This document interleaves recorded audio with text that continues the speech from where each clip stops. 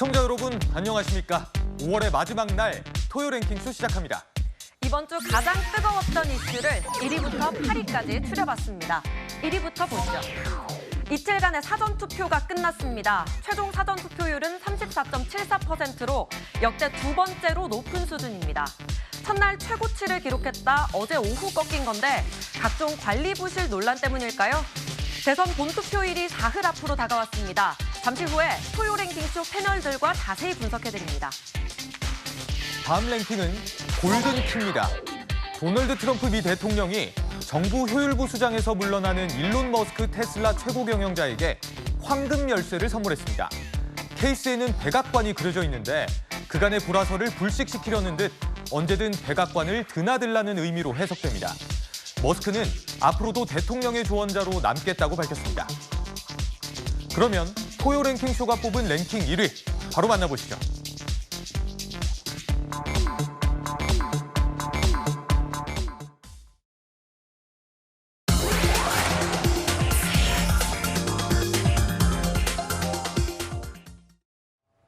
오늘 토요 랭킹쇼 네 분과 출발합니다. 홍석준 전 국민의힘 의원, 최진봉 성공회대 교수, 박민영 국민의힘 선대위 대변인, 성치훈 더불어민주당 선대위 부대변인과 함께합니다. 어서 오십시오. 네, 어제까지 이틀에 걸쳐 대선 사전투표가 실시가 됐었죠. 역대 두 번째로 높은 사전투표율을 기록했습니다. 대선 주자들도 일제히 투표에 참여하면서 사전투표를 독려했는데요. 목소리 듣고 사전투표율의 의미, 본격 이야기 나누겠습니다. 총알보다 투표가 강하다라는 말이 있습니다. 이번 내란 사태도 우리 국민들의 투표 참여만으로 비로소 이겨낼 수 있습니다.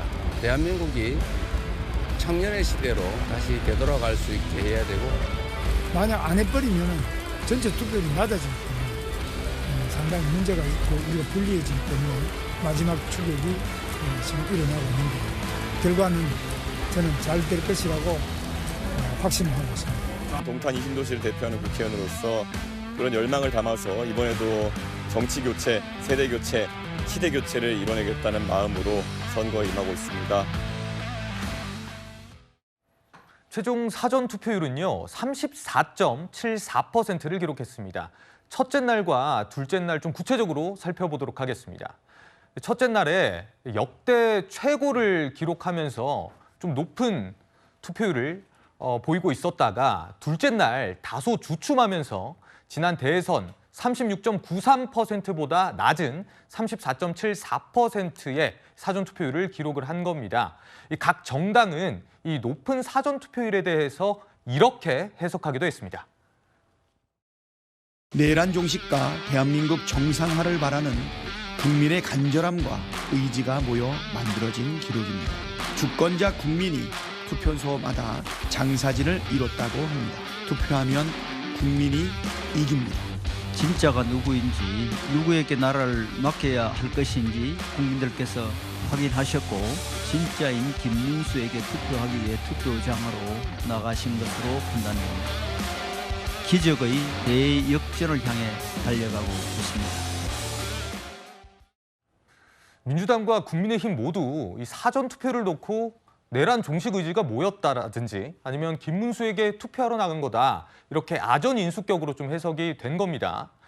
지난 대선보다 이 낮은 사전투표율을 두고 민주당에서는요, 평일 사전투표의 한계로 직장인 등 유권자의 참여가 좀 제약이 된 것 아니냐 이런 해석을 내놨고요. 국민의힘에선 사전투표에 안 나오는 것 자체가 보수층이 결집한 거다 이렇게 얘기를 했습니다. 성춘 부대변인. 예.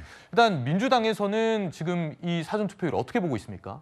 일단 그 천준호 전략본부장이 이야기한 것처럼 지난 대선 때는 금, 토가 사전투표율이었거든요. 예. 금요일 날은 좀 그렇게 높게 나오지 않다가 토요일 날 급격하게 올라갔던 경향을 보였습니다. 그런데 이번에는 목, 금 둘 다 평일이었기 때문에 물론 어느 투표소에서는 할 수 있긴 합니다만 어떻게든 생활을 하고 계시는 분들이 틈을 내 가지고 투표장으로 향해야 되잖아요. 그리고 6시까지밖에 안 되기 때문에 퇴근 이후에는 또 불가능합니다. 그런 것들이 아마 제약 요인이었을 것인데 그럼에도 불구하고 저희가 봤을 때는 꽤 높은 투표율이 나왔다고 보고 있고 그리고 이번에 아무래도 그 영남 지역 투표율이 그렇게 높게 나오지 않았습니다. 사실 지난 대선 때도 영남 지역 대구가 하위권에 속하긴 했습니다만 전체 전국 투표율과 비교했을 때 그렇게 낮지는 않았었거든요. 예. 이번에 상당히 낮게 나온 것은 아무래도 보수 진영에서 뭐 지금 보수 진영은 오히려 그게 뭐 결집한 것이다라는 뭐 희망 회로를 돌리고 있는 것 같은데 저희가 봤을 때는 아무래도 윤석열 전 대통령의 파면 때문에 치러지는 선거이다 보니까 선거를 포기하거나 그리고 그 보수 진영 전반적으로 좀 아직도 퍼져 있는 이 부정선거 사전 투표에 대한 그런 의구심 때문에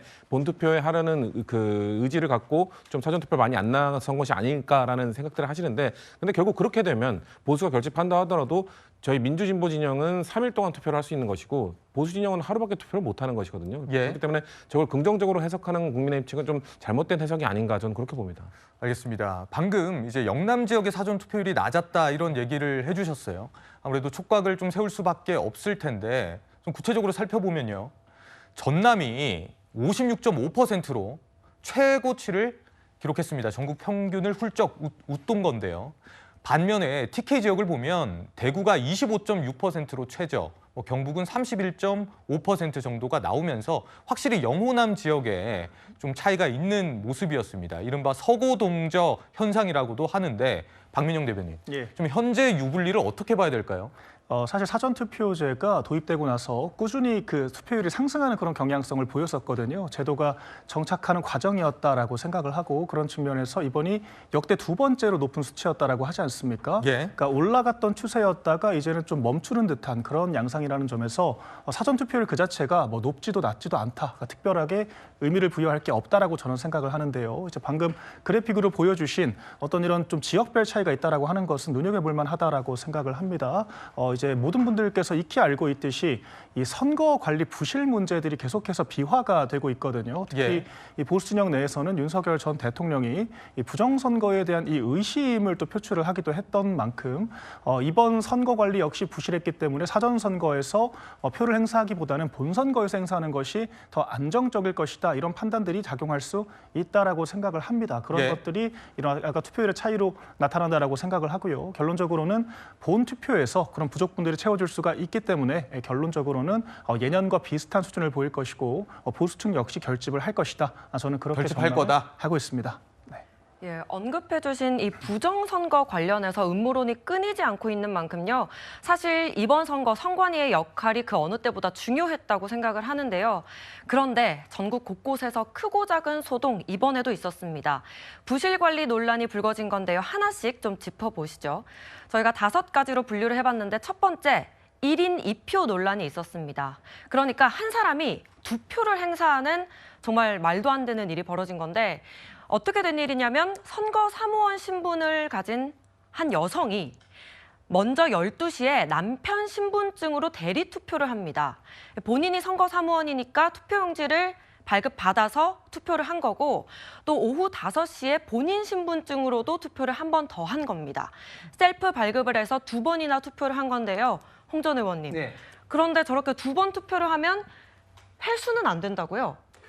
예, 그렇습니다. 도저히 좀 이해할 수 없고 납득할 수 없는 일이 일어났는데 네. 뭐 잘하신 것처럼 결국 우리 대한민국의 주권을 행사하기 위한 선거제도는 직접 선거, 그다음에 비공개 비밀 선거, 그리고 1인 1표제로 돼 있는데 저런 식으로 한 사람이 뭐 위임을 받아서 뭐 2번씩, 3번씩 이렇게 찍으면 선거제도의 가장 중요한 원칙이 깨지는 것이죠. 특히 놀라울 만한 것은 저렇게 하신 분이 가장 내용을 잘 알고 있는 선거 사무원이 예. 남편을 대신해서 그렇게 하는 건데 뭐 물론 뭐 저렇게 하신 분 자체가 1차적으로 잘못이 있지만 두 번째는 어떻게 저런 것이 가능해졌느냐. 본인 확인을 당연히 하는 것이 기본 중에 기본인데 그런 것들이 어떻게 무시되고 저렇게 한 사람이 저렇게 2번씩 중복 투표를 하도록 그 시스템이 돼 있었느냐. 예. 이런 점이 대단히 놀랐고 그다음에 지금 선관위에서는 이랬던 것 때문에 지난번 소구리 선거라든지 특히 또 선관위의 인력 채용에 있어서 여러 가지 문제점이 발생돼서 국민으로부터 굉장히 많은 어떤 비판을 받아서 이런 것을 조심한다 계속해서 이야기해 왔음에도 불구하고 네. 이런 문제가 발생된 것이 선관위가 정말 문제가 있고 철저한 어떤 그런 반성과 재발 대책이 필요할 것 같습니다. 예, 그 말씀해주신 어떻게 이런 일이 가능했을까 이 부분 분석을 해보니까 일단 투표용지를 발급받으려면 지문인식 같은 과정을 거치잖아요. 그런데 이 지문인식을 한다고 해서 본인 여부가 실시간으로 확인되지 않는다고 합니다. 일단 이 여성은 현재 체포돼서 경찰 조사를 받고 있습니다. 관련법에 따르면 선거 사무원이라서 가중처벌된다고 합니다. 최 교수님, 이 경찰이 구속영장까지 신청했다고 하는데요. 네. 당연히 그래야 한다고 저는 봅니다. 지금 신분증을 위변조해서 투표를 하게 되면 5년 이하의 징역이나 1천만 원 이하, 1천만 원 이하의 벌금을 받게 되거든요. 네. 근데 선거 공무원, 선거 사무에 종사하는 사람이면 이게 더 가중이 됩니다. 7년 이하의 징역이 처해지게 돼 있어요. 네네. 왜냐하면 이게 이렇게 될 수 있었던 게 본인이 선거 사무로 일했기 때문에 가능한 거거든요. 왜냐하면 만약에 다른 사람이라면 신분증은 남성과 여성이잖아요. 그쵸. 누가 봐도 금방 알 수 있는 건데 네. 본인이 선거 사무를 보는 사람이니까 본인이 직접 그걸 처리를 해버린 거예요. 그러니까 신분 확인을 본인이 하는 사람이어서 남편 신분증을 대신 거기다 찍고 그리고 본인이 투표용지를 발급받아서 투표를 한 거 아니겠습니까? 대단히 잘못된 행동이고 엄벌에 처해야 됩니다. 저 사람은 왜 그런 일을 했는지 모르겠지만 그리고 두 번째는 본인 신분증을 가져가서 다시 투표를 하려는 거 그게 이제 적발이 된 거예요. 그쵸. 그래서 결국 첫 번째 투표만 하게 됐는데 어쨌든 이런 일이 벌어지게 된 거 아까 말씀하신 그 지분 확인을 실시간으로 할 수 있는 시스템을 만들어야 한다고 저는 봅니다. 이게 네. 늦게 가다 보니까 거기서 오류가 발생하고 그리고 나서는 투표용지가 발급이 돼버리는 거잖아요. 예. 앞으로 선관위가 해야 할 일은 이 지문 확인을 실시간으로 할 수 있는 시스템을 만드는 게 필요하다고 보고 네. 이런 일을 벌인 사람은 엄벌에 처해서 얼마나 무거운 책임을 지는지 하는 부분들을 보여줘야 된다고 생각을 합니다. 예, 그러니까 여성이 남편 대신해서 행사한 표는 이미 투표가 된 상태고 여성이 두 번째 표를 행사하려다가 적발이 된 그런 상황이었습니다. 다음으로 부실 관리 논란도 살펴볼 텐데요.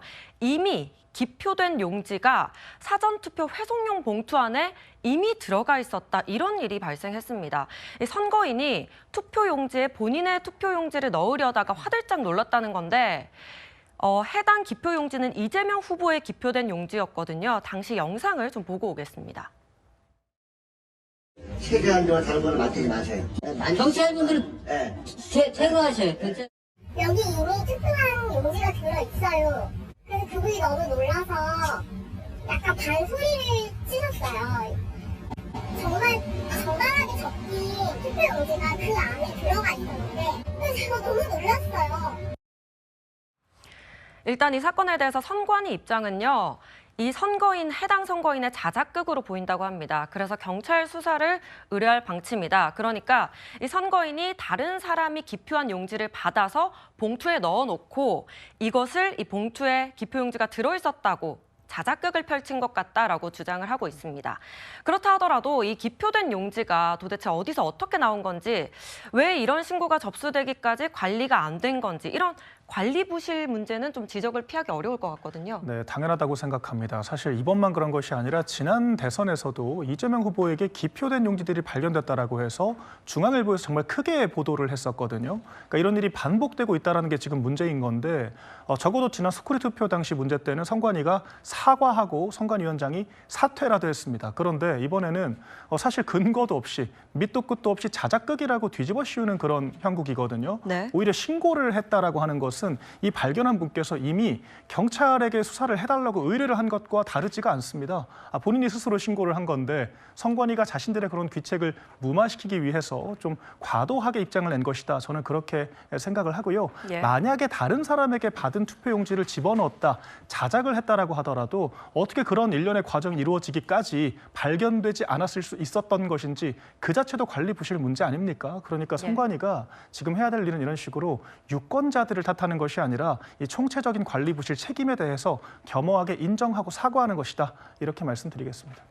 실제 자작극이었는지 이 부분은 경찰 조사를 지켜봐야 될 것 같습니다. 세 번째 부실 관리 논란은요, 밥그릇 투표입니다. 밥그릇 투표, 이렇게 이름이 지어졌는데 이 이유가요, 사전투표 첫날에 서울 시내 한 투표소에서 투표용지가 외부로 반출되는 일이 발생했습니다. 대기하는 사람들, 선거를 투표를 하려는 사람들이 줄이 늘어서면서 대기 공간이 부족하다라는 이유였는데요. 한 30-40명 정도의 관외 투표자가 건물 밖에서, 그러니까 본인 확인을 받고 투표용지를 받은 후에 건물 밖에서 대기를 하는 그런 일이 발생했습니다. 그렇다 보니까 보도에 따르면 일부는 투표용지를 들고 식사까지 하고 왔다, 이런 일이 발생을 한 건데, 성치훈 부대변인, 예. 이렇게 되면 뭐 이중 투표 논란이라든지 투표용지 유출 논란이 우려가 되거든요. 그렇죠. 그리고 그걸 다른 사람에게 줬을 수도 있고 직접 네. 투표했는지 확인할 수도 없고 네. 이 그 직접 선거의 원칙, 뭐 비밀 선거의 원칙 다 어길 가능성이 매우 높은 거기 때문에 매우 심각한 문제입니다. 그러니까 사실 다른 투표소들도 다 줄 서면서 투표했잖아요. 그러니까 예. 이번 선거 사전 투표 열기가 꽤 높았기 때문에 대부분의 사람들이 30분 이상의 대기 기간을 거쳐서 투표를 했음에도 불구하고 저런 문제가 저기만 발생한 거거든요. 그러니까 저 관리가 왜 안 됐냐면 사실 투표용지를 받은 다음에는 바로 투표를 할 수 있도록 돼야 됩니다. 네. 근데 지금 저기 그 서대문구 저 투표한 곳을 보니까 투표용지를 발급하는 곳과 기표하는 곳에 한 곳에 오류가 생겨가지고 한 곳이 비게 돼서 한 곳에 사람이 밀리면서 줄을 더 서게 됐다는 건데 그 설명도 저는 솔직히 납득이 안 가거든요. 그러니까 선관위에서 중앙선관위에서 이런 모든 상황을 예측 못했을 리가 없습니다. 왜냐면은 지난 선거 때도 지난 그 사전 투표 때도 우리가 계속 많은 소쿠리 투표 문제가 발생했기 때문에 네네. 이런 그 대기 줄을 쓰면서 아니면은 투표한 거에 대한 제대로 된 관리를 못할 경우에 국민들께서 의구심을 가지신다는 걸 충분히 선관위가 인식을 했기 때문에 네. 아마 철저하게 매뉴얼을 전 짰을 거라고 믿고 있는데 그거를 이행 안 한 것인지 아니면 그런 매뉴얼을 안 짠 것인지 매뉴얼을 안 짰다면은 저는 중앙선관위의 책임이 아주 크게 있다고 보고 매뉴얼을 짰음에도 불구하고 저 투표소에서 이걸 이행을 안 했다면 그 관계자 거기에 책임자의 큰 책임이 있는 것이기 때문에 예. 저는 정말 명명백히 따져야 되는 부분이라고 생각합니다. 네. 일단 중앙선관위는요, 이 대국민 사과를 내놓으면서도 투표를 포기하거나 반출된 투표지는 없다, 이렇게 강조하기는 했습니다. 이 입장을 전해드리면서 다음 부실 관리 논란 하나 더 살펴볼 텐데요. 바로 총선 용지 발견입니다. 부천과 김포 이 투표함에서 지난 총선 당시의 투표 용지가 발견이 된 겁니다. 부천시 신흥동 사전투표소에서 그리고 김포시 장기동 사전투표에서 2장이 발견이 된 건데, 최 교수님. 네. 근데 그러면 지난 총선 당시에도 이 표가 지금 누락이 된 건가요? 그걸 좀 확인을 못 하겠어요. 제가 이제 선관위에서 확인을 해야 된다고 저는 보는데요. 예. 아마 이제 선관위 관계자는 투표함을, 왜냐하면 이제 총선 때 썼던 걸 다시 대선 때 쓰잖아요. 예. 근데 그걸 제대로 잘 정리를 안 하거나 아니면 투표함을 모두 다 꺼내지 않았다는 이유가 되는 거잖아요. 그러니까 지금 말씀하신 것처럼 그럴 가능성도 있는 것이고, 또는 뭐 어떤 이유인지를 알 수가 없어요, 지금. 그래서 이거는 선관위가 제대로 잘 관리를 해야 된다고 봅니다. 이렇게 국민들이 그렇지 않아도 지금 부정선거 얘기하면서 뭐 이런 주장을 하는 사람들이 있는 상황에서 선관위가 제대로 관리를 못하면 저런 거 하나하나 때문에 얼마나 큰 또 그 논란이 생기겠습니까? 정말 철저하게 관리하고 저런 것도 아무리 천으로 돼 있다지만 끼어있는 거에 다 샅샅이 뒤져봐야 될 거 아닙니까? 그거 안 하고 만약에 저렇게 넘어갔다고 하면 그것 때문에 논란이 되는 건 뻔한 일인데 선관위의 관리 부실은요, 비판마다 마땅하고 앞으로 그런 일이 발생하지 않을 수 있도록 본투표에서는 제대로 잘 준비해야 된다. 그렇지 않으면요, 엄청난 혼란을 불러와요. 그런 일이 발생하지 않을 수 있도록 선관위가 밤을 새서라도 철저하게 준비해야 된다고 생각합니다. 네, 이렇게 곳곳에서 발생한 부실 논란으로 인해서 철저히 선거를 관리하겠다던 노태학 선관위원장의 다짐이 좀 무색해진 모양새입니다. 일각에서는요, 이 선관위의 투표 관리 체계를 문제 삼는 목소리도 좀 나오고 있습니다. 최근 사전 투표율이 크게 늘어나는데도 불구하고 사전 투표소가 본 투표소의 4분의 1 수준인 점을 좀 지적을 한 겁니다. 박민영 대변인. 네. 근데 앞으로 이런 부분은 좀 개선을 해 나가야 될 것 같아요. 맞습니다. 사전투표 제도가 사실 본투표에 비해서는 아직 자리를 못 잡은 상황이기 때문에 이런 여러 가지 애로사항들이 있을 수가 있는 거거든요. 또한 사전투표제라는 것은 저희가 일부 정확성을 좀 포기하더라도 편의성 측면에서 국민들의 정치적 관심을 제고하고 투표율을 높이기 위해서 만든 제도입니다. 그런데 편의성을 앞세우다 보니까 이렇게 지난 총선 투표지까지 발견될 정도의 이런 정확성에 문제가 발생한다라고 하면 정말 사전투표제도에 그런 본질적인 의구심을 가질 수밖에 없는 거거든요. 그렇기 때문에 제도가 제대로 정착한다라고 하는 것을 선관위가 스스로 입증을 해야지만 국민들께서 신뢰를 할 수가 있을 것이다, 이 말씀을 드립니다. 예, 첫날부터 이어진 선관위의 부실 관리 논란에 정치권의 반응은 엇갈렸습니다. 들어보시죠. 국민의힘에서는 오늘 무작위로 투표소에 사람을 보내서 실제 투표자 수와 선관위가 발표하는 투표자 수의 수를 확인하고 있습니다. 선관위는 아무 문제가 없으니 믿어달라고만 이야기를 합니다. 이 선거 자체를 부정하겠다라는 심보도 보입니다. 미리 부정선거의 딱지를 붙이려는 이 국내외 극우 세력에 대해서 선관위의 엄중한 경고가 필요합니다. 국민의힘은 자체 진상조사단을 꾸렸고 투표소 현장 점검에도 나선 겁니다. 그리고 민주당은 이런 음모론들이 대선 불복을 위한 일종의 사전 작업 아니냐 이렇게 맞받았습니다. 성추은 부대변인.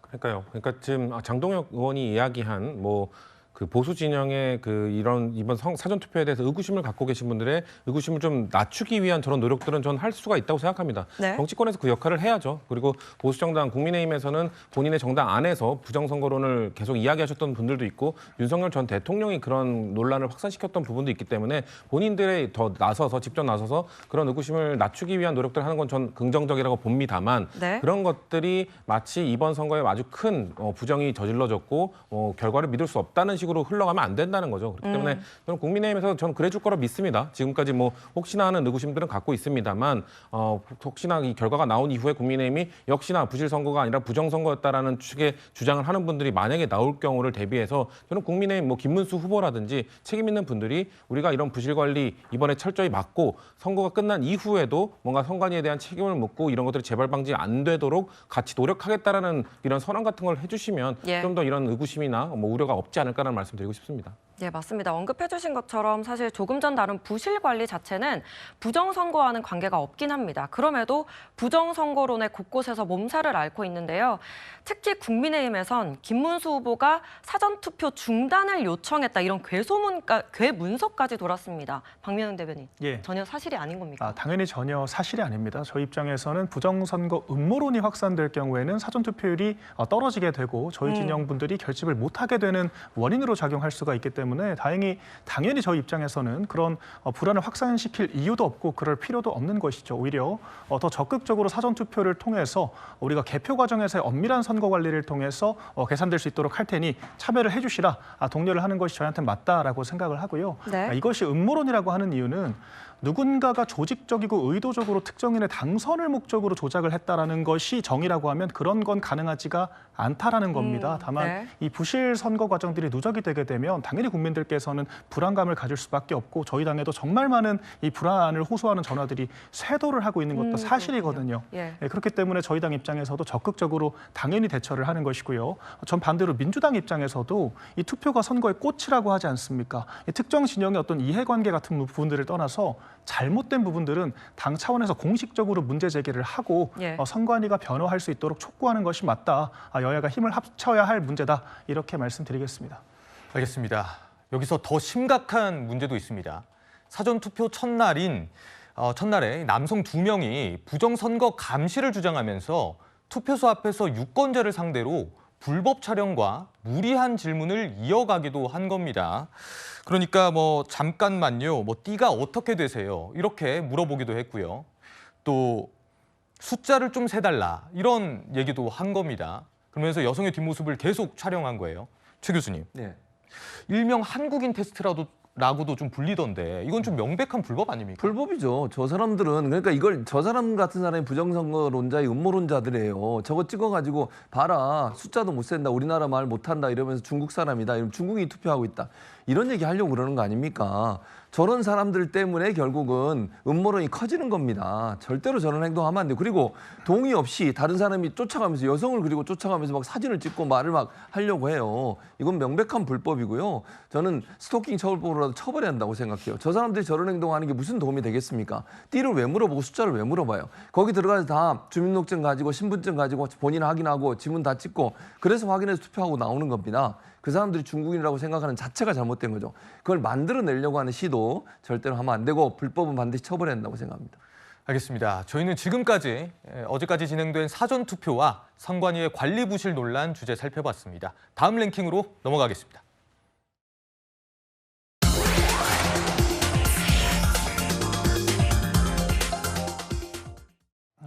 내재적 접근, 유시민 작가가 어제 자신의 발언에 대해 사과하면서 내놓은 설명입니다.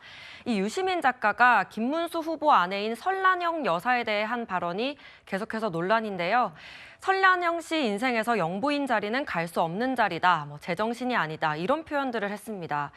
해당 발언에 대한 유 작가가 사과를 했는데요. 먼저 들어보고 오시죠. 우선 표현이 좀 거칠었던 거? 그건 제가 잘못한 것 같아요. 그건 제가 잘못한 거고요. 설라영 씨가 하는 행동은 노동운동가 출신인데 노조를 비하한다든가 또는 다른 유력 후보의 배우자를 비방한다든가 이런 것들은 남편의 표를 깎는 일이다. 그 얘기를 한 거죠. 근데 이제 제가 그 부부를 다 옛날에 잘 알았기 때문에 내가 이해하는 바로는 이랬던 것 같다. 유 작가님 어법 중에 이제 특이한 게 그 사람 입장이 돼서 한번 생각을 해보면 이해하기가 쉽다. 내재적 접근법. 네, 그 말씀을 윤석열 대통령에 대해서 제가 늘 그렇게 얘기를 했어요. 늘 유시민 작가가 표현이 거칠었던 건 잘못한 것 같다 사과를 했고요. 그러면서 자신이 김문수 후보 부부를 잘 알기 때문에 한 말이라고 했습니다. 홍 전 의원님, 네. 워낙 김문수 후보와 유시민 작가가 각별한 사이잖아요. 이 발언들 어떻게 들으셨습니까? 저는 뭐 양대 노총까지도 나서서 비판을 하니까 예. 좀 떠밀려서 사과 아닌 사과를 했는데 내재직 접근법 운운하면서 본인이 잘 알기 때문에 이야기했다. 이런 식으로 이야기를 하는 것은 저는 오히려 더 문제를 키우는 것이고 그리고 더 문제라고 봅니다. 왜냐하면 유시민 작가는 정말 그 설란영 여사나 김문수 후보에 대해서 저렇게 이야기하면 됩니다. 왜냐하면 김문수 후보가 체포돼서 고문을 받을 때 정말 죽음보다도 더 심한 고통이라고 할 수 있는 정기 고문에도 불구하고 이제 두 사람을 지키기 위해서 결국 입을 안 열었다고 하지 않습니까? 한 사람이 예. 이제 심상정 전 의원이고 한 사람이 유시민 작가의 동생 유시주 씨라고 합니다. 그럼 네. 그 정도로 어떻게 보면은 그 김문수 후보와 설란영 여사에 대해서 어떻게 보면 좀 신세를 졌고 과거의 어떤 큰 어떻게 보면 좀 동시적 관계인 유시민 작가가 저런 식으로 이야기를 한다. 그리고 또 사실 뭐 표현이 좀 거칠었다고 하는데 저는 단순한 어떤 표현의 문제가 아니라 어떤 기본적인 생각의 문제라고 봅니다. 즉 고졸 출신 여공인 설란영 여사가 응감생심 서울대 출신 김문수 후보와 결혼해서 국회의원 경기도지사 사모님이 되더니 지금 김혜경 여사의 어떤 법화를 공격한다. 그런 어떤 사고가 깔려 있으면서 자연스럽게 어떻게 고졸 여공 이런 어떤 생각이 자연스럽게 나온 거 아니겠습니까? 그런데 그런 것들이 정말 어떤 위성과 어떤 선민의식이 밑에 깔렸기 때문에 저런 이야기를 한 것이고 저런 어떤 발언을 통해서 어떤 학력 비하, 그리고 여성 비하, 노동자 비하로 인해서 수많은 사람들이 저는 상처를 입었다. 그리고 거기에 대해서 양대 노총도 강하게 비판을 했는데 그런 어떤 근본적인 사과가 아니라 표현이 좀 거칠었다. 이런 식으로 저는 넘어갈 문제가 아니라고 봅니다. 예, 홍 전 의원 개인 의견을 들어봤습니다. 특히 유시민 작가가 자신이 설란영 씨 입장에서 내재적 접근법으로 이야기를 한 거다 이렇게 설명을 했는데요. 박원석 전 정의당 의원이 SNS에 올린 글이 또 화제입니다. 박원석 전 의원은요. 궁예 관심법이라도 터득했단 말인가. 이 유시민 작가 본인이 자신의 생각대로 다른 사람의 심리와 상태에 대해 추측을 넘어 단정을 했다. 성치훈 부대변인, 이 설명은 좀 어떻게 보십니까? 저도 솔직히 그 유시민 작가의 일단 사과문을 좀 기다렸는데 네. 사과 내용을 보고 나니 좀 제대로 된 사과가 아닌 것 같다는 생각이 듭니다. 왜냐하면 평소에 유시민 작가가 뭐 계급이나 아니면 젠더에 대한 차별적 생각을 갖고 계신 분이라 생각하지는 않아요. 근데 그 발언은 충분히 그렇게 들릴 수 있는 발언이었습니다. 제가 네. 듣기에도 계급적 노동자 계급에 대한 그리고 여성에 대한 차별적 발언으로 들릴 수 있는 말이었기 때문에 분명 본인의 실수를 좀 인정하시는 것이 좋았다라고 생각이 되는데 뭔가 표현이 거칠었을 뿐이다라고 말씀하시는 거는 좀 부적절했다고 좀 보고요. 예. 뭐 만약 아까 해명하면서 말씀하셨던 그 설란영 여사가 말한 뭐 노동운동가 출신인데 노조를 비한다든가 뭐 이 외모 관련 지적을 하신 적이 있죠. 그리고 상대 후보의 뭐 배우자를 또 뭐 비난한다든가 이런 것들도 실제 있었던 것이기 때문에 그런 부분만 말씀하셨으면 이런 논란이 전혀 안 생겼을 거예요. 그러면서 그런 얘기를 했기 때문에 사실상 김문수 후보의 표를 깎아먹는 일이다라고 말씀하셨는데 유시민 작가는 본인이 지금 하고 계신 말씀들이 오히려 민주진보 진영의 이재명 후보의 표를 깎아먹는 일이라는 거를 좀 명심하셨으면 좋겠고 그리고 무엇보다 노무현 재단의 전 이사장이잖아요. 그러니까 노무현 대통령이라는 우리 사회에서 상징적인 인물, 그런 계급적인 차별 속에서도 뭔가 그걸 뚫고 성공 사례를 만들어낸 그 전설적인 인물을 지지했고 좋아했던 사람이 유시민 작가가 대표적인 사람인데 그런 분이 그런 계급 차별적 발언을 했기 때문에 국민들이 더 충격적으로 받아들인 거니까 조금 더 진정성 있는 사과를 해주셨으면 좋겠다고 저는 개인적으로 생각합니다. 예, 따끔한 지적을 해주셨는데요. 민주 진보 진영에서도 계속해서 비판이 나오고 있습니다. 이 발언이 논란이 되자 김문수 후보가 티셔츠로 반박하기도 했는데요. 이 모습 유세 현장을 보고 오시죠. 제 아내가 저 때문에 또 상처를 받는 거 이런 걸 저는 원하지 않습니다. 남편으로서 대통령보다도 더 중요한 것이 정말 가정이 중요하다. 제 아내를 사랑하고 좋아합니다. 그래서 제가 김문수 대통령 제 아내를 사랑하고요.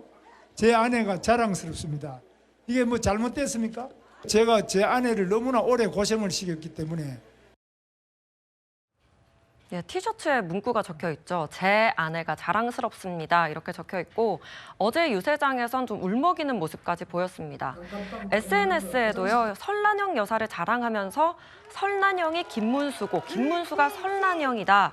이렇게 맞받았는데요. 박민영 대변인.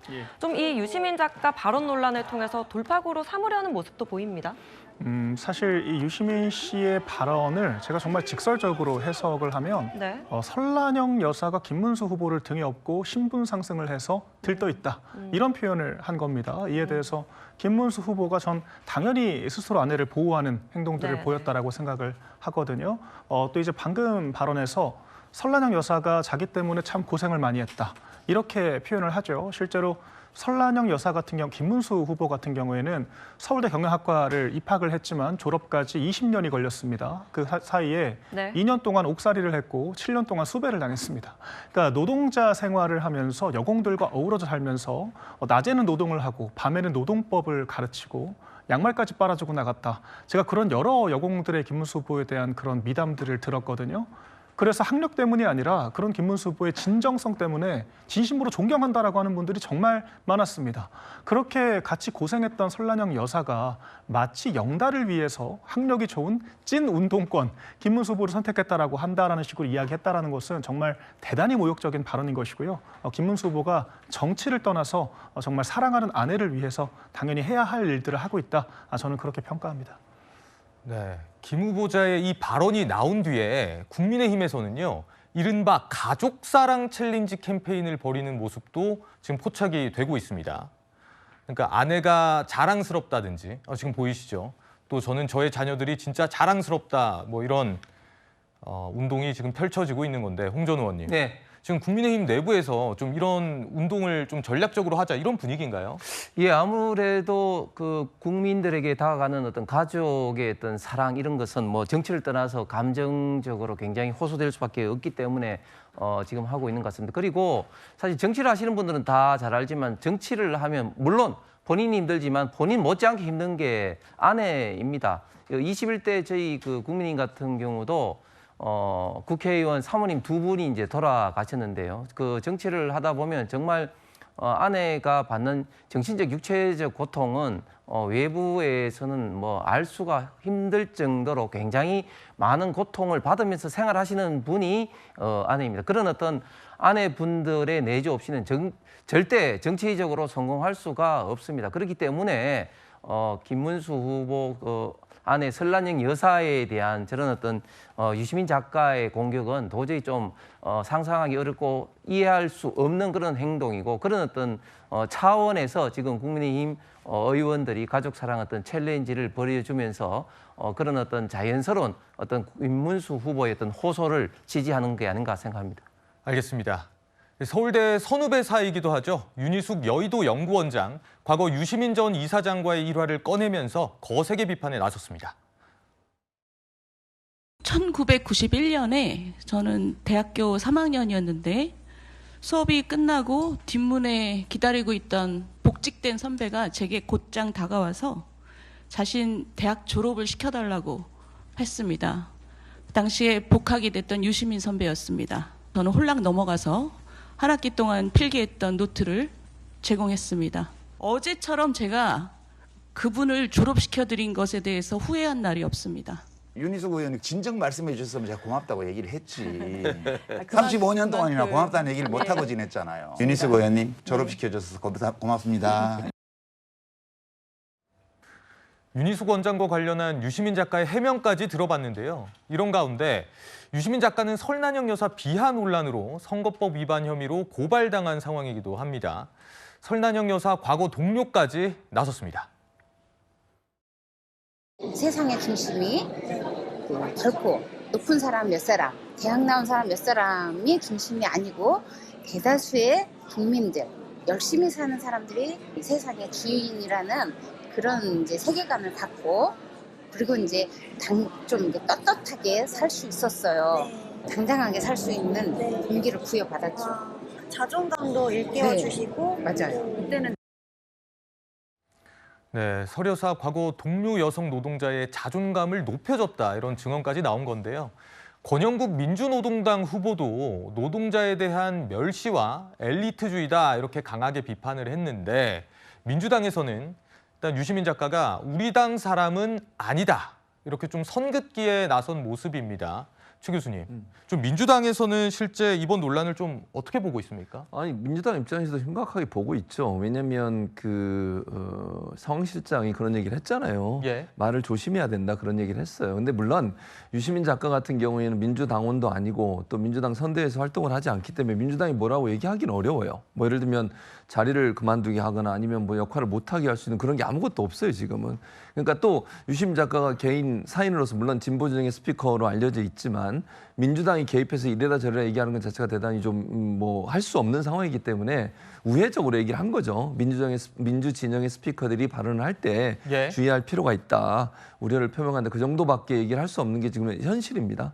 근데 어쨌든 뭐 유시민 작가가 이제 거칠게 표현한 부분은 분명히 잘못됐고요. 그런 부분들 때문에 민주당의 선거 막판에 악재로 작용할 것에 대한 경계를 할 수밖에 없어요.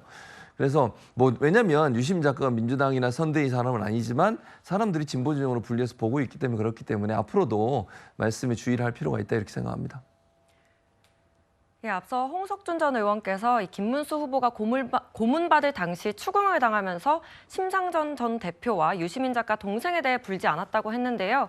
유시민 작가 동생은 당시 김 후보 옆방에 함께 연행됐지 이 동생에 대해서 추궁을 당한 건 아니라는 점 정정해드립니다. 저희는 다음 주제로 넘어갑니다.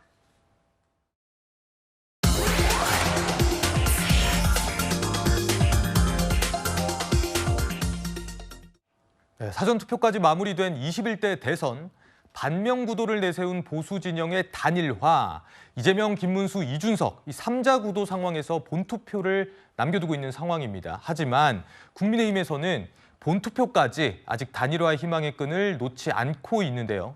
민주당에서는 오히려 김문수, 이준석, 이 두 후보의 단일화 이슈를 더 키워가는 모양새입니다. 본투표 전날 11시 59분까지도 단일화 가능성이 있다고 전망했습니다. 저는 본투표 시작하기 전날 11시 59분까지 가능하다고 봅니다. 이준석 후보가 아마 포기하면서 김문수 지지라는 형식으로 결국은 야합할 것이다라는 진단을 했는데요. 욕을 들먹으려고 하겠죠. 어차피 꼴등을 할 때 너 때문에 졌어 하는 욕을 좀 덜 먹으려고 하는 게 있겠죠. 왜냐하면 어떻게 보면 그쪽 진영에 복귀를 해야 되니까. 네, 민주당 이재명 후보도 비슷한 취지의 발언은 계속하고 있습니다. 그러니까 대선일 하루 전이라도 단일화할 것으로 본다. 토사구팽 당할 수도 있다. 이준석 후보가 이렇게 단일화 예언을 한 건데요. 이준석 후보는 이를 반박하면서 완주 의사를 거듭 밝혀왔거든요. 박민영 대변인. 네. 그러니까 이렇게 계속 지금 단일화가 될 거라고 얘기를 하는 건 혹시나 모를 변수에 대비해서 좀 지지층을 결집하겠다 이런 의도로 봐야 되는 건가요? 어떻게 봐야 됩니까? 네, 그런 측면들도 하나가 있을 것이고 이준석 후보를 압박을 하는 견제구를 던지고 있다라고 저는 생각을 합니다. 견제구요? 예, 단일화를 할 것이다라고 미리 예고를 함으로써 실제 단일화를 실행하는 것에 부담을 키우는 그런 방식을 택하고 있다 이렇게 생각을 하고요. 사실 사전투표가 끝나기는 했지만 보수층이 상대적으로 본투표에서 결집할 가능성이 크기 때문에 본투표 직전까지만 단일화가 이루어진다라고 하면 보수층 내에서는 상당한 이 어떤 지형 변화가 이루어질 수가 있는 상황이거든요. 그래서 민주당이 막판 변수를 제거하기 위해서 좀 최선의 그런 노력을 다하고 있다 이런 식의 생각이 들고 이준석 후보 입장에서도 사실 논조가 좀 변한 것은 사실입니다. 어제 기자회견에서도 민주당에 대해서만 맹비난을 펼쳤거든요. 국민의 국민의힘 김문수 후보에 대해서는 이런 방구 언급이 없었고 외려 유세 현장에서는 김문수 후보를 치켜 세우는 듯한 그런 모습까지 있었습니다. 그렇기 때문에 이제 보수 진영 유권자들께서 단일화가 되든 안 되든 사실상 범보수 진영 내에서 이재명 후보를 막아야 한다라고 하는 문제의식을 공유할 수 있는 모멘텀을 민주당이 이준석 후보를 제명하겠다라고 이야기를 함으로써 제공을 했다. 저는 그렇게 생각을 합니다. 네. 그런데 단일화의 끈을 놓지 않는 거는요, 바로 국민의힘 김문수 후보도 마찬가지인 것 같습니다. 저희 채널A 유튜브 채널에 출연한 김 후보 이야기 들어보시죠.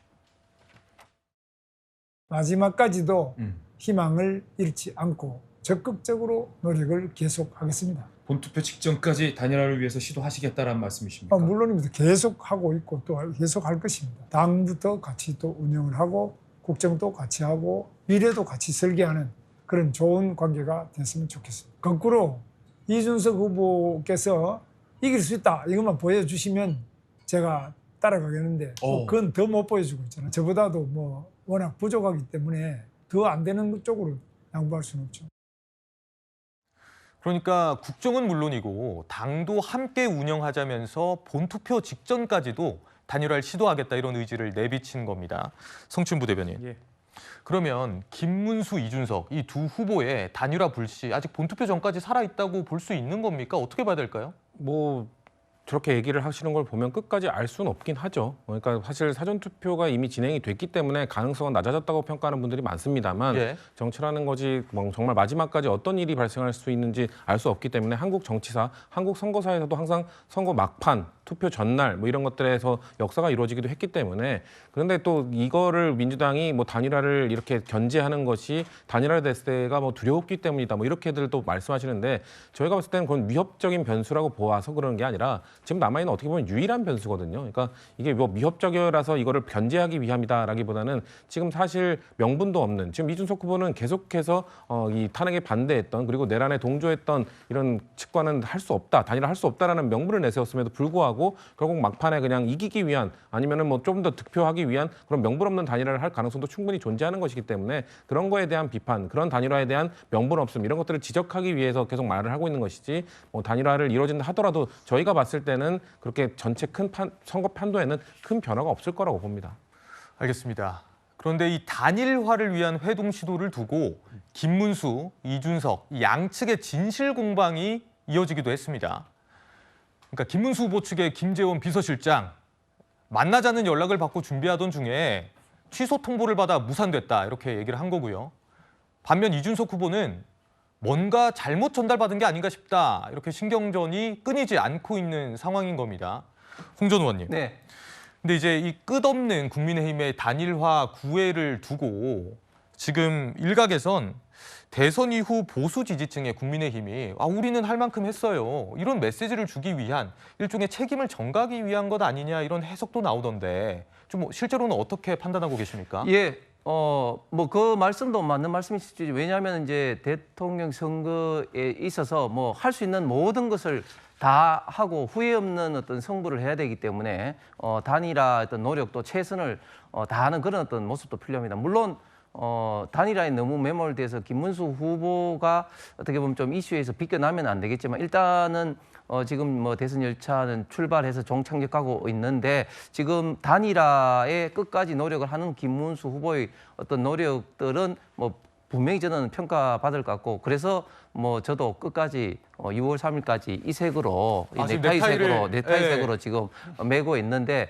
근데 저는 단일화의 가능성이 조금 더 생겼다고 봅니다. 왜냐하면 효과를 떠나서 지금 좌파 진보 진영에서는 이번 내란 세력 심판이라고 이제 정의를 합니다. 그러나 지금 우파 보수 심판 입장에서는 지금 이재명 후보가 되면 괴물 독재 국가 탄생이기 때문에 이걸 막아야 된다고 이낙연 전 총리도 이야기를 했습니다. 그런데 지금 이준석 후보도 어떤 이야기를 하느냐? 결국 본인에 대한 어떤 제명은 이재명의 유신 내란 독재의 서막이다 이렇게 이야기를 하고 있습니다. 그래서 저는 이재명 독재를 막는 이런 큰 명분이 새로 생겼기 때문에 저는 이준석 후보도 이전보다는 효과를 떠나서 단일화에 대한 어떤 생각은 좀 더 많이 할 가능성이 높다고 봅니다.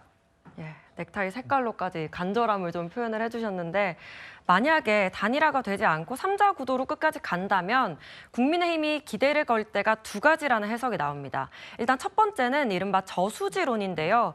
이준석 후보가 저수지 역할을 해서 이재명 후보로의 표 유입을 막는 것.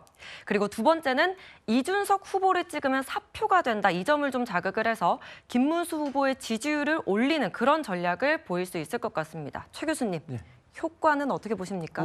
별로 없을 거라고 보지만요. 네. 저는 그렇게 봅니다만 이제 둘 중에 하나를 선택하면 두 번째 걸 해야 돼요. 저수지로는 제가 볼 때 물 건너갔다 이렇게 봅니다. 이준석 후보 뭐 물론 지금은 깜깜이 기간이라 여론조사를 할 수가 없는데 물론 자체적으로 하잖아요. 네네. 밝힐 수는 없지만 근데 지난번 그 토론회 때 그 성적 발언 때문에 엄청나게 지지율이 빠지고 있는 걸로 알려지고 있습니다. 그래서 저는 그게 이준석 후보가 표를 빠지는 것이 김문수 후보 쪽으로 바로 가는 건 아니거든요. 그리고 그 뭐 막아줘서 이재명 후보 쪽으로 가는 거 막는다고 생각하는데 그것도 아니라고 생각해요. 왜냐하면 이준석 후보를 지지하는 사람들의 계층이 다 김문수 후보를 지지하진 않아요.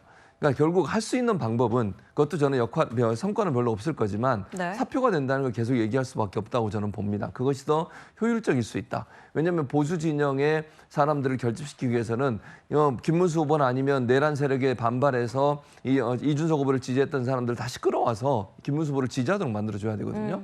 근데 이준석 후보를 저수지화해서 이재명 후보 쪽으로 가는 걸 막는다는 것은 그건 좀 어렵다고 보고 네. 저는 개인적으로는 사표 방지라고 하는 부분을 강조하는 게 더 효과가 있지 않을까 그렇게 전망을 합니다. 예. 최 교수님은 부정을 하셨지만 일단 국민의힘에서 희망을 가지게 된 게 이준석 후보가 TV토론에서 언급해 주신 이 문제적인 발언을 하면서 이재명 후보의 갈등이 좀 고조가 되고 있습니다. 그러면서 김문수 후보가 반사이익을 노릴 수 있는 것 아니냐 이런 기대감이 나오긴 하거든요. 이준석 후보가 해당 발언에 대해 어제 오전에 당원들에게 사과를 했고 오후에는 긴급 기자회견을 열었습니다. 이 자리에선 민주당을 겨냥했습니다. 듣고 오시죠.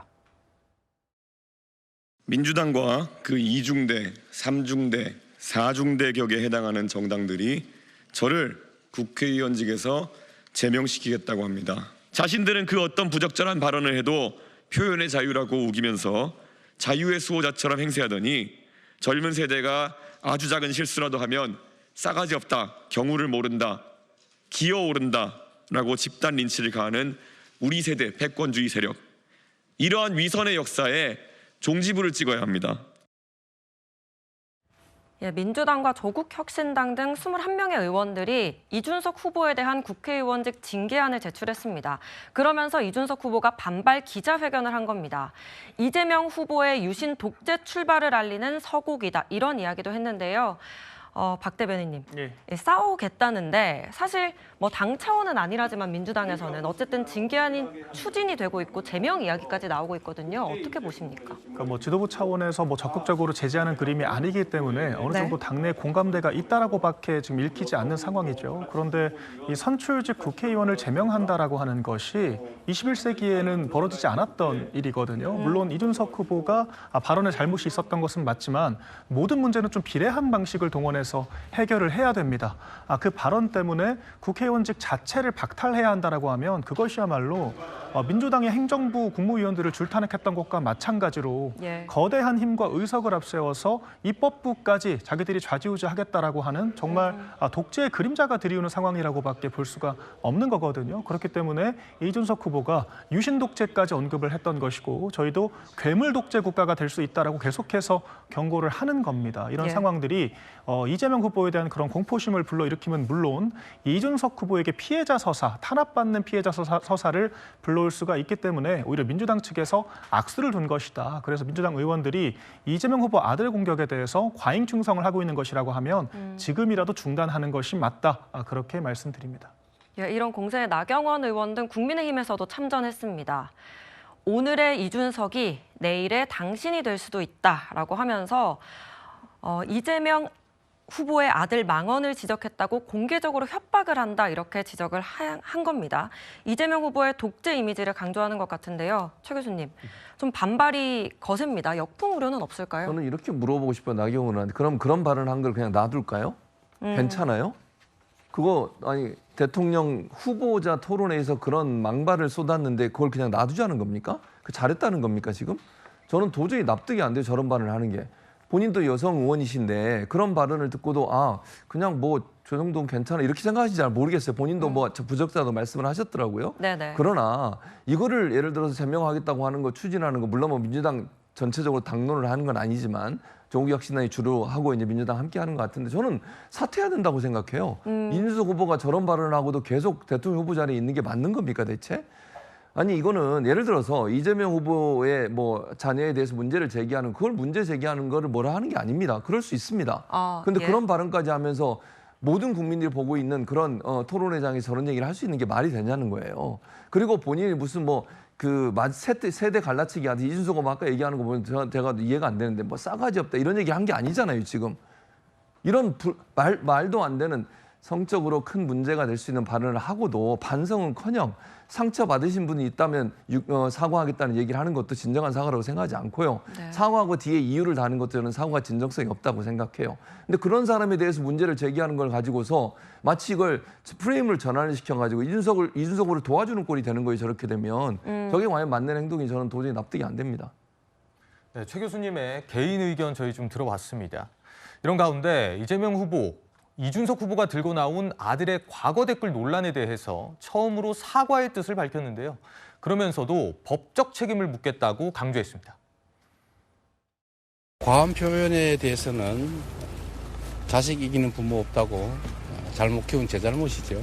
특히 없는 사실을 지어내서 허위 사실을 공표한 행위에 대해서는 충분한 사법적 제재가 뒤따르게 되지 않을까 생각합니다.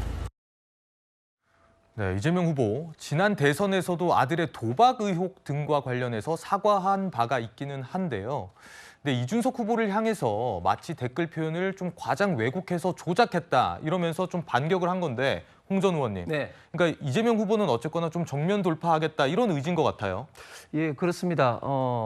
지금 이준석 후보가 대선 토론에서 표현을 한 것이 조금 지나치다고 저도 생각은 하지만 그러나 지금 이준석 후보가 가르친 어떤 달에 대해서 먼저 비판해야 되는 건 아니겠습니까? 이미 이재명 후보의 아들이 약식 명령으로 500만 원, 즉 불법 도박과 그리고 이 음란 관련된 악의적 댓글을 남겼다는 것이 이미 확정 판결을 받은 사항입니다. 그런데 여기에 대해서 사과를 먼저 하는 것이 맞는데 물론 이재명 후보가 일단 불법 도박에 대해서는 사과를 했죠. 그런데 그때 당시 어떤 이야기를 했느냐. 2021년도 대선 국면에서 한 1,000만 원 정도 이런 것 같다 이야기를 했습니다. 그런데 지금 현재 입건 금액만 하더라도 2억 3천 정도 이제 밝혀졌습니다. 그리고 불법 이런 어떤 악의적 댓글 문제도 지금 이준석 후보 입장에서는 굉장히 나름대로 순화한 어떤 표현이고 그거보다도 더 센 어떤 그런 어떤 표현이 있는데도 불구하고 이게 허위 조작이라고 해서 사법적 제재를 받아야 된다? 글쎄 저는 이런 것들이 오히려 이재명 후보 그리고 이재명 후보 아들에 대한 이런 어떤 비판 내지는 변명으로만 국민들에게 보여질 가능성이 굉장히 많다. 이준석 후보에 대한 어떤 지나친 공격은 위협은 결국은 이런 것들을 듣기 위한 어떤 그런 어떤 조치로 국민들이 이해할 거라고 생각합니다. 네, 방금 말씀 주셨듯이요. 국민의힘에서도 이 가족비리 진상조사단을 꾸리고 국세청에 이재명 후보 아들의 불법 도박 자금 조사를 요청을 지금 한 상황입니다. 도박 자금이 뭐 2억 3천만 원이다. 지금 이렇게 주장을 하고 있고요.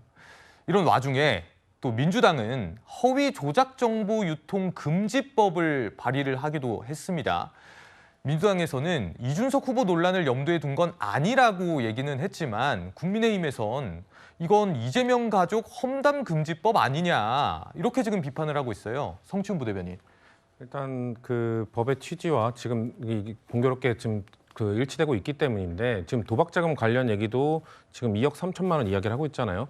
이거 제대로 확인되지 않은 거를 과장해서 이야기하고 있는 겁니다. 왜냐하면 이 불법 도박 사이트에 대해서 설명하는 게 참 이상하긴 한데 거기에 판돈 개념을 지금 모르시는 거거든요. 그러니까 입금과 출금이 있는 거예요. 그러니까 1,000만 원을 넣었다가 몇백만 원 또 뺐다가 넣었다 뺐다를 할 수 있는 것이거든요. 근데 넣은 것 총합이 지금 2억 3천만 원이라는 것이기 때문에 정말 거기에 판돈이 얼마만큼을 넣는지를 알 수 없는 겁니다. 그거에 대해서 그냥 그 2억 3천까지 갈 수 있는 것 아니냐, 사실상 2억 3천이라고 확정 짓고 이야기하는 것 자체가 제대로 된 정보를 국민들에게 전달하지 않고 좀 왜곡해서 호도하고 있는 거라고 생각하기 때문에 그런 것들에 대해서는 당연히 처벌받아야 되는 것 아닙니까? 그리고 이준석 후보도 지금 뭔가 계속해서 본인을 징계안을 제출한 거에 대해서 아까 전에 뭐 제명한 사례가 지금 없었다고 합니다만 예. 징계안이 발의되고 징계를 논의한 적은 많습니다. 징계라는 것은 뭐 그 공개 회의에서 사과로 조치로 결정이 될 수도 있고요. 공개 회의에 뭐 그 30일 출석 금지가 될 수도 있고요. 가장 강할 때 제명까지 가는 것이지 지금 우리가 그 민주당 일부 의원이 참여해가지고 낸 안은 제명안이 아니라 정확히 징계안이라는 말씀을 드리고 싶고 본인이 마치 막 제명당한 위기에 처한 것처럼 이야기하는 것 자체가 본인을 뭔가 되게 과하게 이런 그 탄압을 받고 있다는 이미지를 만들어 가고자 하는 것 같은데 거기에 대해서도 저는 국민의힘이 명확하게 이 징계안에 대해서 국민의힘 쪽에서 징계안을 발의해서 민주당 의원 윤리위에서 심사를 받은 쪽도 있습니다. 그렇기 때문에 이거에 대한 명확한 사실관계를 국민들께 전달해야지 이걸 섞어가지고 호도하듯이 전달하면 안 된다는 말씀 드리겠습니다. 예, 지금은 여론조사 블랙아웃 기간이죠. 이 와중에 발생한 설화 리스크이기 때문에 마지막 변수가 될 수 있을지도 주목이 됩니다. 오늘 내일이 대선적 마지막 주말이죠. 새 후보가 총력전을 예고했습니다. 남은 3일 일정을 좀 보시면요. 이재명 후보는 경기 남부 충청 그리고 내일은 영남을 공략하면서 좀 외연 확장에 나서는 모양새고요. 여의도에서 피날레 유세를 한다는데 아무래도 내란 종식을 강조할 걸로 보입니다. 또 김문수 후보는 강원, 경북, 동부 결집에 집중하는 모양새고요. 특히 오늘 1시부터는 박근혜 전 대통령이 지원 유세에 나선다고 합니다. 이준석 후보는 수도권에 집중을 했고요. 자신의 핵심 지지층 위주로 돌파하려는 전략 같습니다. 박민영 대변인, 예. 이 막판 전략들 어떻게 보십니까? 이재명 후보 같은 경우에는 역대 최고 득표율을 받겠다 이제 이런 포부들을 계속해서 밝히고 있지 않습니까? 그런 그 목적이 달성이 되기 위해서는 민주당에서는 취약 지역이라고도 할 수 있는 TK, PK 지역에서 얼마나 약진하느냐가 중요하다라고 볼 수 있을 것이거든요. 또한 현재 TK, PK 지역이 사전 투표율이 가장 낮은 상황이기 때문에 어찌 보면 가능한 많은 사람들을 끄집어낼 수 있는 그런 기간이 남은 3일이라고 할 수가 있겠죠. 그래서 네. 그런 측면에서 전략을 짠 것으로 보이고요. 김문수 후보 같은 경우에도 마찬가지로 막판에 보수 대결집을 이끌어내기 위한 그런 전략적인 행보를 짠 것으로 보입니다. 또한 마지막으로 이제 이준석 후보 같은 경우에는 어떤 청년들을 주축으로 해서 외연 확장 전략을 펼치고 있기 때문에 수도권에서 젊은 사람들을 중심으로 만나겠다 이런 막판 전략을 펼치고 있는 것으로 보입니다. 예. 이재명 후보는 잠시 후인 오후 1시부터 현장 유세를 진행할 예정이라서 전해드릴 영상이 없는 상태고요. 김문수 후보는 오늘 오전부터 유세를 진행하고 있습니다. 이재명 후보를 향해 이렇게 직격했는데요. 들어보시죠. 근데 여러분 저기 보세요. 저 이재명 후보라는 게 투표로 진짜 대한민국이지 않습니까? 그럼 자기가 가짜인 걸 알죠? 그러니까 진짜 대한민국이라는 게 이제부터 진짜 대한민국이에요. 그러면 그전에는 다 가짜였냐? 저는 지금까지 결혼한 다음에는 한 번도 밖에 나가서 총각이라고 해본 적이 없어요. 네, 지금까지 김문수, 이준석 이 두 후보의 단일화 가능성을 주제 다뤄봤습니다. 여기서 세 분간 인사 나누고 다음 랭킹으로 넘어가겠습니다.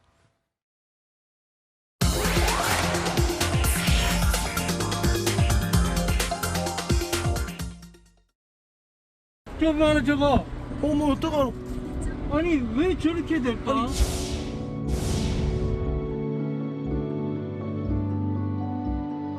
굉음이 나면서 초계기가 이 방향을 틀더만 바로 제자리를 못 잡고 한 바퀴 반 바퀴 이상 꼬이더만 바로 수직 하강했어. 그때 뭔가 돌풍이 불었던지 뭐 주위에는 아무도 없었어요.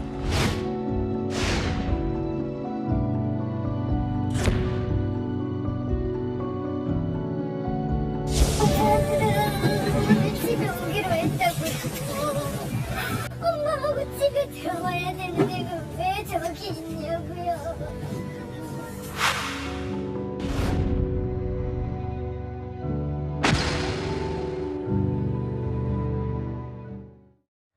지금부터는 허주연 변호사와도 함께 해군 초계기 추락 사고 이야기 나눠봅니다. 그제 오후죠. 포항에서 훈련 중이던 해군 초계기가 추락하면서 4명의 해군이 순직했습니다. 어제 합동 분향소가 차려졌는데 저희 취재진이 유가족들을 만나면서 여러 사연을 좀 들어봤습니다. 순직한 네 분 모두 20, 30대더라고요. 예, 그리고 사연을 들어보니까 3살 배기 아이가 아빠가 보고 싶다라면서 울었다라고 합니다. 허준 변호사님, 사연 좀 몇 가지 전해주시죠. 너무나 가슴이 아픈 이야기입니다. 지금 순직한 4명의 해군 모두 91년생부터 2000년생까지, 그러니까 25살부터 제일 나이가 많은 고 박진우 소령 이 조종사가 34살입니다. 그러다 보니까 결혼을 갓 했거나 앞두고 있거나 아니면 결혼해서 아이가 있다 하더라도 아이가 아직 생후 27개월, 그러니까 갓 3살이 된 이제 걸음마 하는 아기라는 거예요. 그런데 아마 나이가 어려서 아빠의 이 순직을 이해할 수 없는 상황일 겁니다. 그래서 엄마하고 가족들이 다 울고 눈물바다가 되어 있는데 어른 손잡고 분향소에 아장아장 걸어 들어와서 장난감 손에 한쪽 들고 아빠 부대에 있어, 아빠 보고 싶다 이런 얘기를 아직까지 발음도 정확하게 못하는 그 아기가 아빠를 계속 찾았다는 거예요. 그래서 정말 외할머니 품에 안겨서 이렇게 우는 모습을 보고 합동 분향소 유족들이 그야말로 눈물바다가 됐다고 하고요. 그리고 이 부주종사였던 고 이태훈 소령 역시 지금 굉장히 안타까운 사연이 내년 1월에 결혼을 앞둔 상태였다는 겁니다. 예비 신부가 이 예비 신랑을 잃은 마음, 그리고 가족의 아들을 잃은 마음 너무나 비통할 것 같다는 생각이 들고, 윤동규 상사 마찬가지로 제주에서 단란한 신혼생활 보내던 중에 이렇게 비극적으로 순직을 하게 된 것이고, 강신원 상사도 오늘 생일이었다고 해요. 그래서 동생이 오빠의 영정에 생일 케이크를 올리는 모습이 전해져서 너무나 가슴이 아프거든요. 모든 국민들이 이 네 분의 순직을 추모하고 가슴 아파할 것 같다는 생각이 듭니다. 예, 정말 마음이 아픕니다. 최진봉 교수님이 여기에서 근무를 하셨다고. 근무했었죠. 예, 그렇게 들었는데 이런 사연들이 그러면 남일 같지가 않을 것 같습니다. 당연하죠. 예. 이제 저희 후배들이잖아요, 결국은. 저도 이제 예전에 제가 근무한 제6 항공 전단이었는데 지금은 해군 항공사령부로 이름이 바뀌었더라고요. 포항에 위치하고 해병대 바로 옆에 있는 부대인데 제가 마지막 전역 7년을 근무하고 전역하는 마지막 부대가 거기였어요. 제가 P3기 처음 도입될 1995년도에 제가 거기서 근무를 하고 있었는데 도입하는 장면을 직접 봤고요. 저희 해군 조종사들이 직접 미국에 건너가 직접 그걸 운전하고 왔었어요. P3기 8대를 가지고 들어와서 그 당시만 해도 예전에는 이제 대잠 초계기잖아요. 잠수함 잡는 역할을 하거든요. 예전에 헬기가 있었습니다. 링스 헬기라고 하는 헬기들이 주로 잠수함을 잡는 역할을 하는데 그 당시에 처음 P3가 들어오면서 정말 우리도 최고의 기술로 잠수함을 잡을 수 있겠구나 이런 자부심도 있었고 그 당시에는 정말 최신 기술이었거든요. 근데 문제는 이게 30년이 지나면서 시간이 너무 많이 지나고 노후화가 된 거예요. 근데 박진우 중령 얘기를 들으면 제가 더 가슴 아프고 안타까운 건 뭐냐면 사실 그 추락한 곳에서 한 300m 떨어진 곳에 680여 대 아파트 단지가 있어요. 그걸 직접 봤던 이제 승마장이 그 옆에 있는데 승마장에 일하시는 분이 그런 얘기를 하더라고요. 이게 승마장 쪽으로 떨어지면 그 주위에도 민가들도 있거든요. 근데 마지막에 떨어지는 비행기에 떨어지는 지점이 거기를 피하려고 하는 모습을 보였다는 거예요. 그러니까 마지막 박진우 중령이 그 조종관을 잡고 얼마 주민들이 생각을 했겠습니까? 그런 생각이 너무 가슴이 아프고요. 정말 그분들의 희생이 정말 고귀한 희생으로 좀 남았으면 좋겠다는 그런 마음이 있습니다. 예, 잠시 말을 잇지 못하는 최 교수님 모습이었습니다. 예, 해군 초계기의 사고 당시 모습이 담긴 CCTV 영상도 공개가 됐습니다. 저희가 준비를 했는데요. 예, 비행기가 지금 활주로에서 날아올랐죠. 초계기가 날아올랐고 일정 높이에 다다르자 지금 우측으로 돕니다. 여기까지 예상된 루트인데 이렇게 우측으로 돌면서 날아가다가요. 활주로에서 날아서 우측으로 돌며 날아가다가 갑자기 기체가 꺾이는 모습입니다. 그러더니 정말 종이 비행기가 떨어지듯이 빙글빙글 돌면서 야산으로 떨어지는 모습입니다.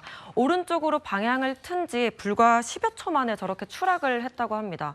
허준 변호사님, 이렇게 순식간에 추락을 해버리는 게 굉장히 이례적인 거라고요? 그렇습니다. 지금 군 관계자들도 그렇고 항공 전문가들도 한 목소리를 얘기를 하는 것이 이번 사고가 상당히 이례적이다. 사고 원인을 밝혀내는 것이 쉽지 않은 상황이 될 것 같다라는 그런 얘기들을 하고 있습니다. 왜냐하면요, 이게 상당히 노후화된 기종이기는 하지만 매우 안정적인 기종이라고 합니다. 엔진이 4개가 있는데 이 중에 2개가 문제가 생긴다고 하더라도 이 비상 착륙, 글라이드 착륙을 할 수 있도록 설계가 되어 있고 실제로 조종사들이 평소에 그런 훈련도 한다는 거예요. 네. 심지어 조종사는 무려 1,700시간을 비행한 베테랑 조종사였습니다.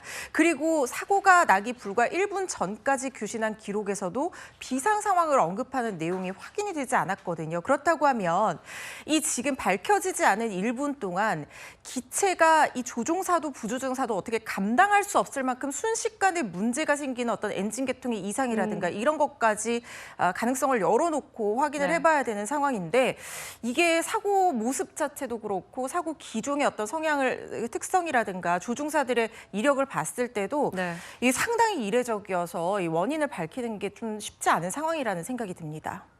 네, 이런 가운데 어제 해군 해병대 사관 후보생 수료 및 임관식이 있었습니다.